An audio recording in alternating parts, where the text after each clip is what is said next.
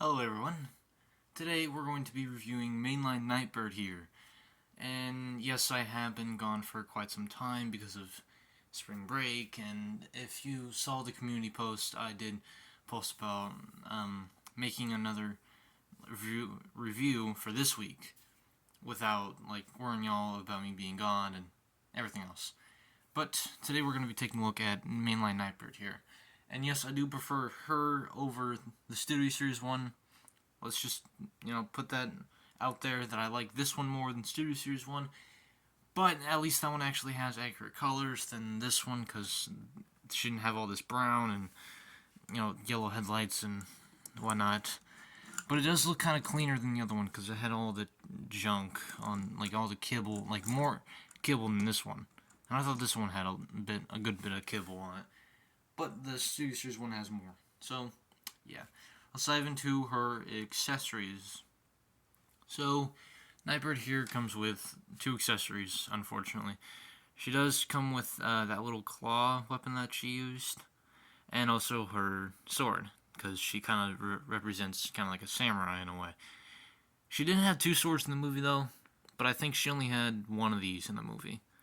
Not entirely sure, because I haven't seen the movie in a little bit of time, but I'm sure that she had two swords, though, and one of these. I could be wrong, so y'all can correct me in the comments.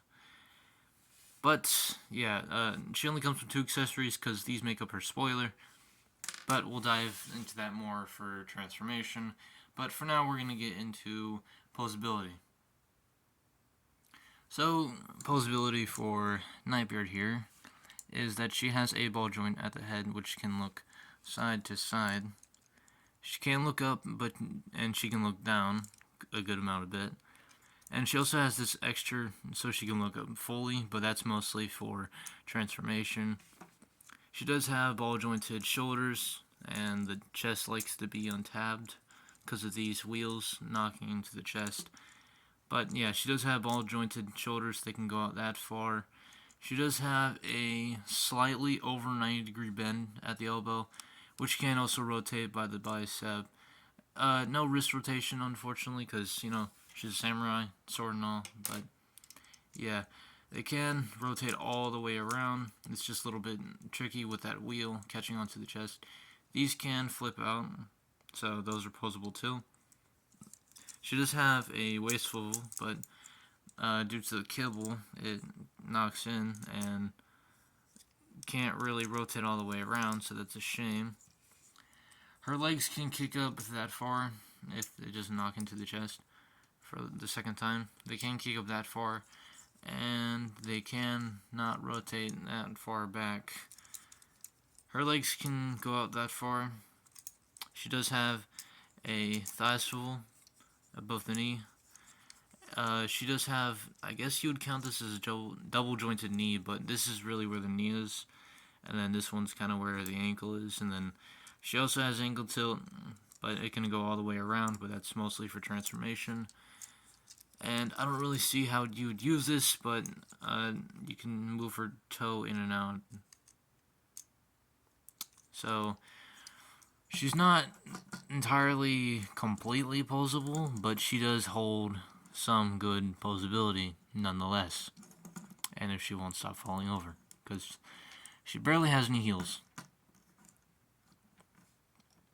And there we go. So let's get into some size comparisons, because I haven't done that in a good while. So for size comparison, here we have Rise of the Beast, Scorponok, or Studio Series. I stuttered for a moment there. My goodness. Here we have Terracon, Battletrap. Here we have Rise of the Beast, Rhinox. Here we have Mainline Optimus Primal. Here we have Mutant Tigatron from Beast Wars. Speaking of Beast Wars, here we have Terracon. I don't remember, but I know that his name is Inferno, and he's also from Beast Wars because I watched the Beast Wars show. I'm not old, I swear. Here we have Tarantula or Tarnantulus, whichever you prefer.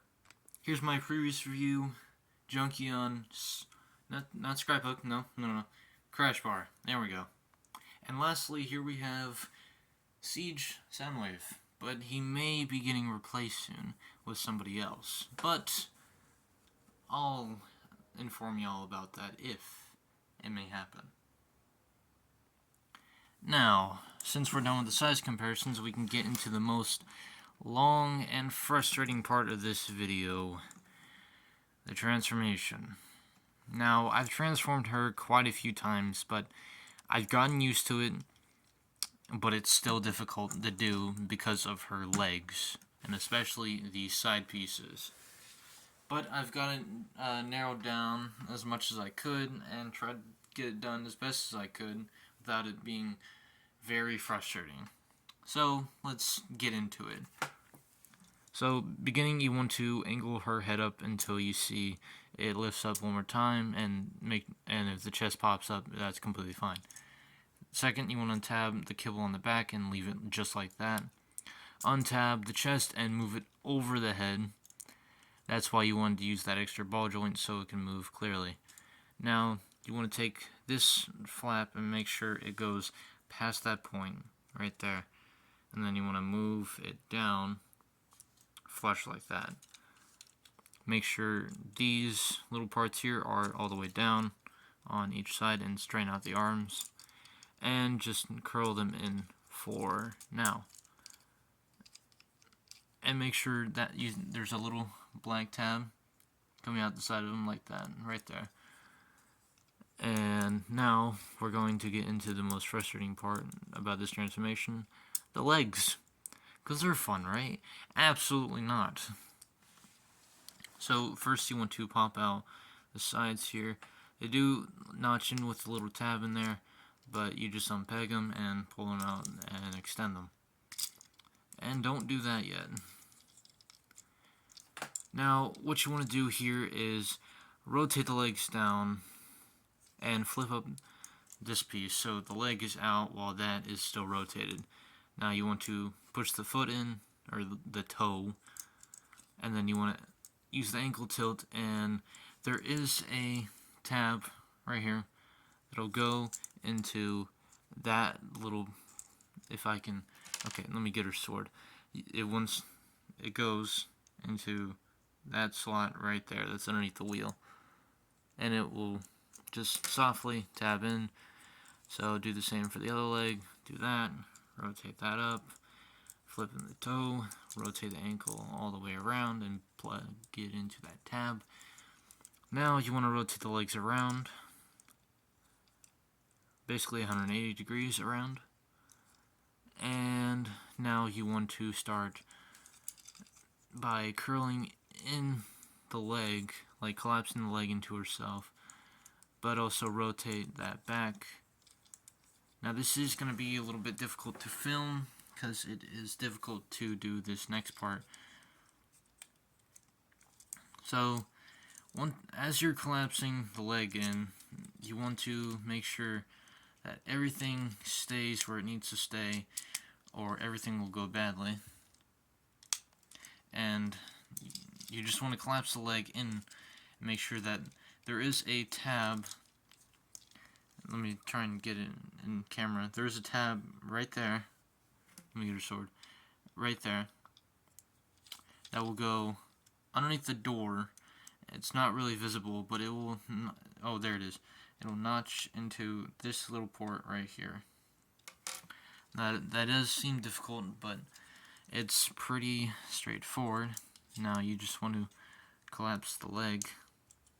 Try to make sure that this gets on camera.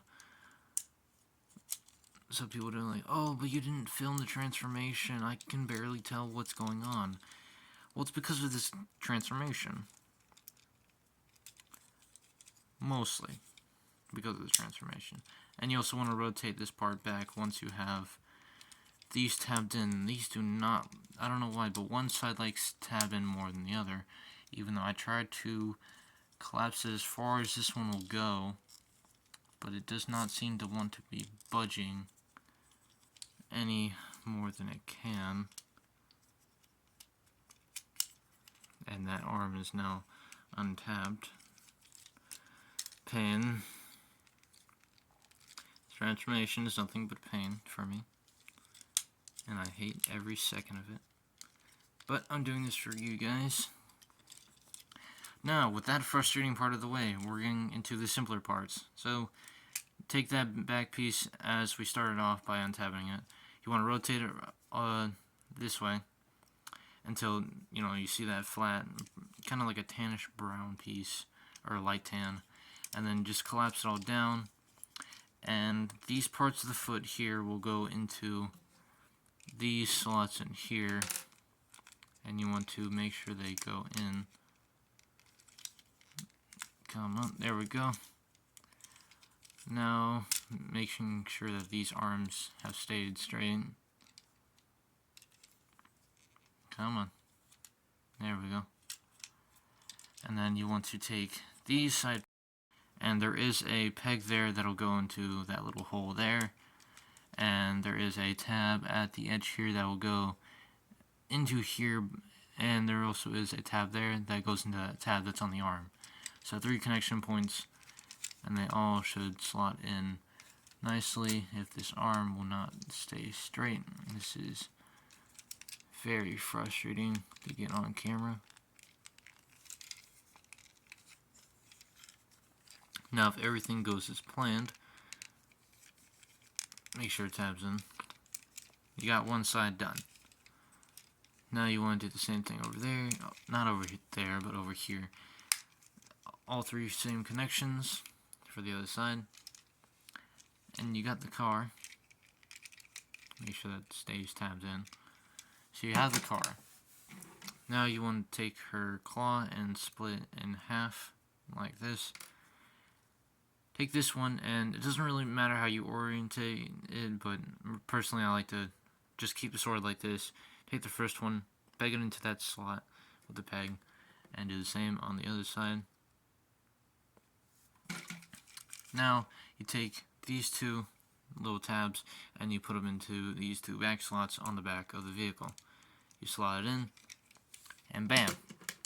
You got yourself a little vehicle.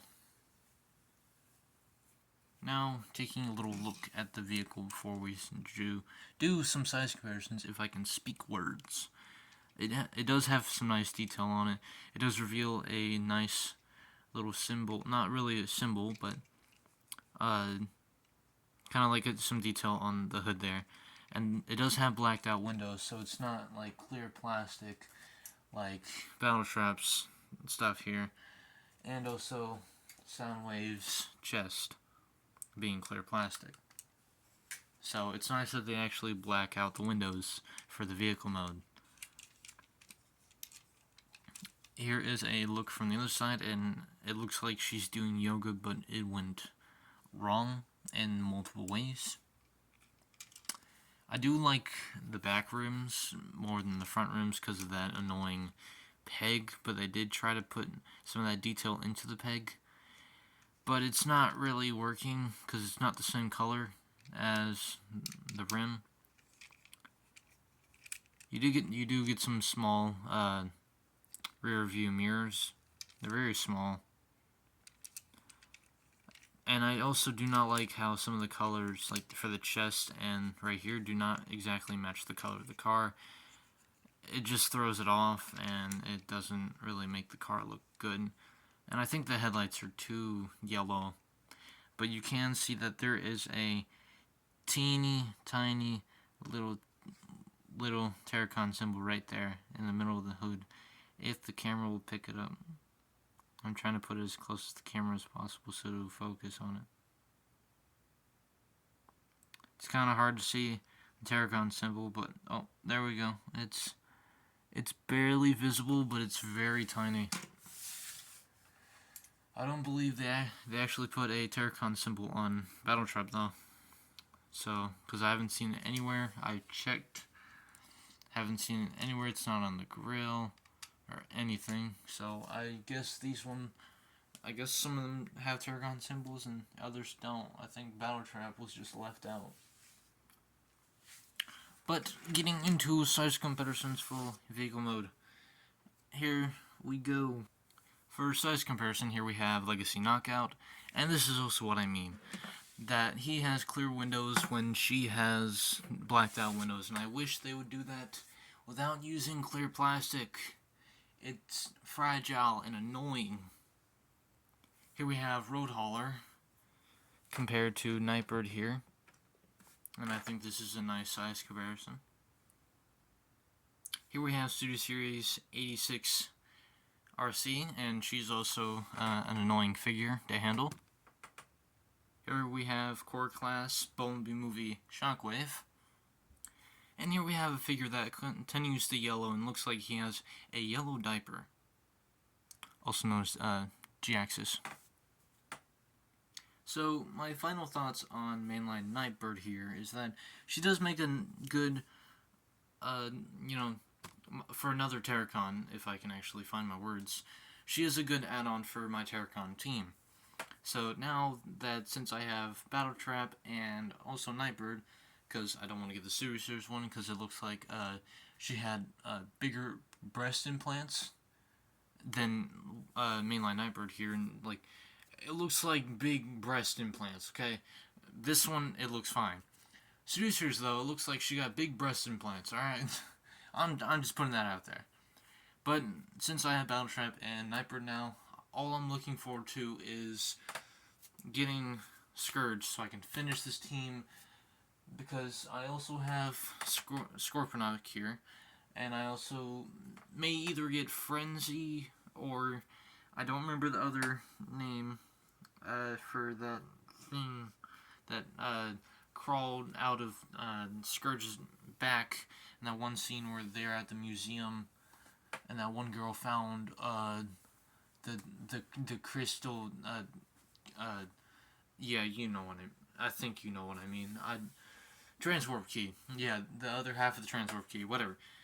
But yes, I do like NightBird here, and that has been my review for her. So I hope that all of you enjoyed. And also, this may sound cringy, but also subscribe, and I might release a Discord server. Okay. So yes, bye. I might be doing something special next week. Wink, wink.